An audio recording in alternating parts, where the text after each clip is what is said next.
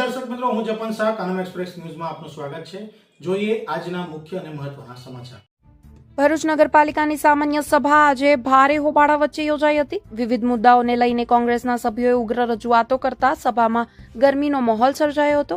જો કે આ તમામ વિરોધ વચ્ચે વિકાસલક્ષી કામોના એજન્ડા આખરે મંજૂર આપવામાં આવી હતી। ભરૂચ નગરપાલિકાની સામાન્ય સભા દરમિયાન કોંગ્રેસના કોર્પોરેટરોએ અનેક સ્થાનિક પ્રશ્નોને લઈને તંત્ર અને સત્તાધારી પક્ષ સામે ઉગ્ર રજૂઆત કરી હતી। શહેરમાં રસ્તા, ગટર, સફાઈ, પીવાના પાણી સહિતના મુદ્દાઓ પર કોંગ્રેસે સવાલ ઉઠાવતા સભામાં થોડા સમય માટે હોબાળો અને ગરમાગરમીનો માહોલ સર્જ્યો હતો।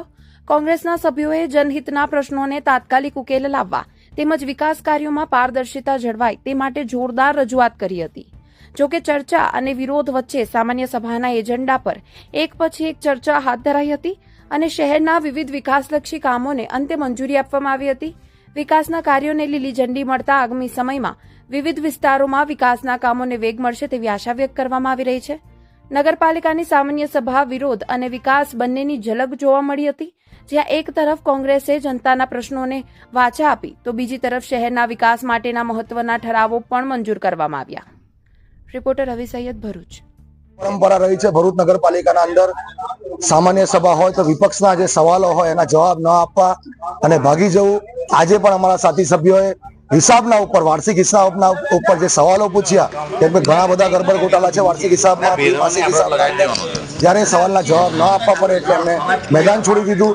એની સાથે સાથે જે 2 યુવાનોના દિવાલ પડવાના કારણે મૃત્યુ થયા, એક યુવાન રખડતા ઢોરના સાથે અથડાઈને મૃત્યુ પામ્યો, એવા યુવાનો માટેની આજે પ્રશ્ન હતા, એમને રજૂઆત હતી, શ્રદ્ધાંજલિ આપવા માટેની રજૂઆત હતી। આ બધા રજૂઆતો પણ એમને કહી શકાય કે સ્વીકારી ન હતી, પરંતુ એ માટે પણ અમારે ચર્ચા કરવી પડી લાંબી એમની સાથે, પછી એમણે શ્રદ્ધાંજલિ પાઠવી।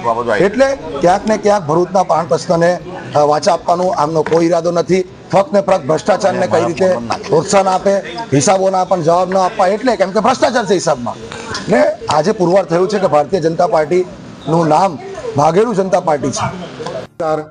17/7/2026 રોજ નગરપાલિકાની સામાન્ય સભા મળી હતી।